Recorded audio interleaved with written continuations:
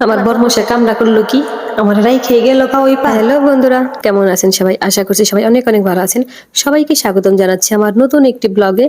আশা করছি আজকে ভিডিওটি সবার কাছে অনেক অনেক ভালো লাগবে। আর যারা যারা আমার ভিডিও দেখছেন তাদেরকে অনেক অনেক ধন্যবাদ। যারা ফেসবুক পেজ থেকে দেখছেন প্লিজ আমার পেজটি লাইক ফলো দিবেন। আর যারা ইউটিউব থেকে দেখছেন প্লিজ আমার চ্যানেলটি সাবস্ক্রাইব করে দিবেন। আবার চলে যাচ্ছি দাদাদের দেশে। দাদাদের দেশে যতবার যাই ততবারই নতুন কিছু অভিজ্ঞতা হয়।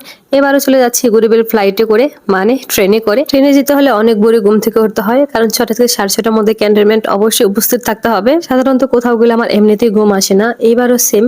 3টা পর্যন্ত আমার কোনো ঘুম নেই চোখে। 3টার পর আমার এমন ঘুম ধরছে, 4:30টায় আমার মোবাইলের অ্যালার্ম বাজছে, সেটা আমি টের পাইনি। আমি বুদ্ধি করে আমার বড় মশাইয়ের মোবাইলে অ্যালার্ম দিয়েছিলাম 5টার, সেই অ্যালার্মেই আমার ঘুম ভেঙেছে। আর হাতে একদমই সময় ছিল না, এত তাড়াহুড়া করে রেডি হয়েছি। ভেবেছিলাম অন টাইমে যেতেই পারবো না ক্যান্টনমেন্টে। যাই হোক, আমাদের যেতে যেতে 6:45-এর মতো বেজে গিয়েছিল। আর যাওয়ার পরই আমাদের হাতে ফর্ম দিল। এই ফর্মটা আমি কখনোই পূরণ করি না, আমার বড়মশাই পূরণ করে।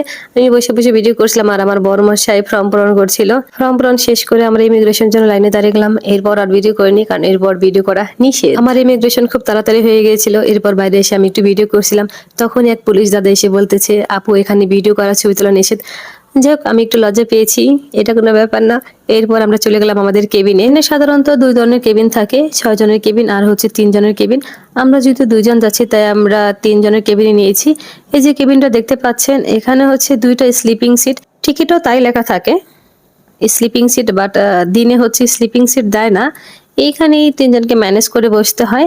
আমরা লাস্ট 2বার গিয়েছি, তখন আমাদের কেবিনে কেউ ছিল না, তখন হয়তো বা 3rd নাম্বার সিটটা সেল হয়নি, কিন্তু এবার গিয়ে দেখি যে না, ওই সিটটা সেল হয়ে গেছে, এক দাদা আগে বসে আছে। যাই হোক, সবসময় তো লাক আর একরকম হয় না। লাস্ট 2বার অনেক ভালোভাবে গিয়েছিলাম, দুজন আর আমি ঘুমাতে ঘুমাতে গিয়েছিলাম, কিন্তু এবার একটু ব্যতিক্রম হয়েছে। আমাদের কেবিনে যে ভাইয়াটা ছিল খুব ভালো ছিল। আমার বড়মশাইকে বলছিল আমি উপরে গিয়ে রেস্ট নেবো না, আপুকে উপরে পাঠিয়ে দিন, আপু উপরে গিয়ে ঘুমাক, আপনি আর আমি নিচে বসিয়ে যাই। তো প্রথমে আমি আমার বড়মশাইকে উপরে পাঠালাম, বললাম যে তুমি একটু রেস্ট নিয়ে আসো, এরপর আমি উপরে ঘুমাবো। এরপর একটু রেস্ট নেওয়ার পর আমরা একটু খাওয়া দাওয়া করে নিলাম। আর এটা আমি বাসা থেকে রান্না করে নিয়ে গেছিলাম। যারা ট্রেনে ফার্স্ট টাইম জার্নি করবেন একটু বাসার থেকে রান্না করে নিয়ে যাওয়ার চেষ্টা করবেন, অ্যাটলিস্ট সকালের নাস্তাটা, কারণ ট্রেনের সকালের নাস্তাটা অত বেশি ভালো দেয় না। আর ট্রেনের খাবারগুলো আমার কাছে কেন জানি একদম ভালো লাগে না। খাওয়া দাওয়া শেষ করে আমি উপরে ছেড়ে চলে গিয়েছি ঘুমানোর জন্য। এইবার ট্রেনে এত ঘুমাইছি, 10টা থেকে একদম 1:30 পর্যন্ত।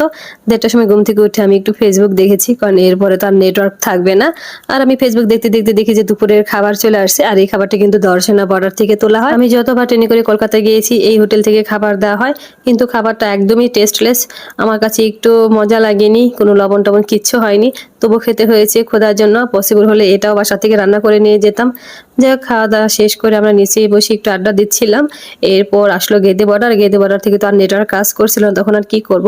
তখন আমি আবার উপরে গিয়ে একটু ঘুমিয়েছিলাম। আর গেদে বর্ডার থেকে কলকাতা স্টেশনে যেতে 1 থেকে 1.5 ঘন্টা টাইম লাগে। অতঃপর আমরা কলকাতা স্টেশনে গিয়ে পৌঁছালাম 5টার দিকে।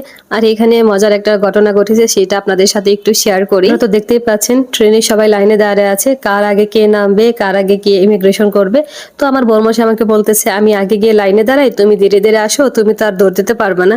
তো আমার বর্মশাই ট্রেন থেকে নেমে এমন দৌড় দিছে যে সে একদম ইমিগ্রেশন রুমে চলে গেছে, আর আমি এখানে আটকা পড়ে গেছি। আমার বরের মতো অনেকে এই কাজটা করেছিল, মানে ভেবেছিল একজন এসে লাইনে দাঁড়াবে আর বাকিরা পরে এসে জয়েন করবে, কিন্তু সব উলটপালট হয়ে গেছে। আমাকে তো পুলিশ দাদা বলতেছে সবার পিছনে গিয়ে দাঁড়াতে, কিন্তু একটা দিদি আমাকে হেল্প করেছিল, তার পিছনে দাঁড়াতে দিয়েছিল। আর আমার একটু ভয় হচ্ছিল, পরে ঠিক হয়ে গেছে, কারণ আমি জানি আমার বড়মশাই আমাকে রেখে যাবে না, যেখানেই থাক সে আমাকে নিয়েই যাবে। অবশেষে ইমিগ্রেশন শেষ করে আমরা চলে আসলাম দাদাদের দেশে। আর এইবার ইমিগ্রেশনটা খুবই ভালো ছিল, কোনো ঝামেলা হয়নি। আর যেহেতু একটু প্রথমের দিকে চলে আসছিলাম, এই জন্য তেমন একটা ভিড় ছিল না। হলো কলকাতা স্টেশন। কলকাতা স্টেশনটা কিন্তু অনেক বড় এবং অনেক সুন্দর। দাদাদের দেশে কোথায় কোথায় ঘুরবো, কি কি খাবো, সবই শেয়ার করবো আপনাদের সাথে। আমার ভিডিওটা আজকে এখানেই শেষ করব। সবাই অনেক অনেক ভালো থাকবেন। আর আমার ভিডিওটা যদি ভালো লেগে থাকে অবশ্যই লাইক, কমেন্ট এবং শেয়ার করবেন। আর নিত্য নতুন ভিডিও পেতে আমার পেজটি এখনই লাইক ফলো দিবেন, আর আমার ইউটিউব চ্যানেলটি সাবস্ক্রাইব করে দিবেন। Bye bye, tata.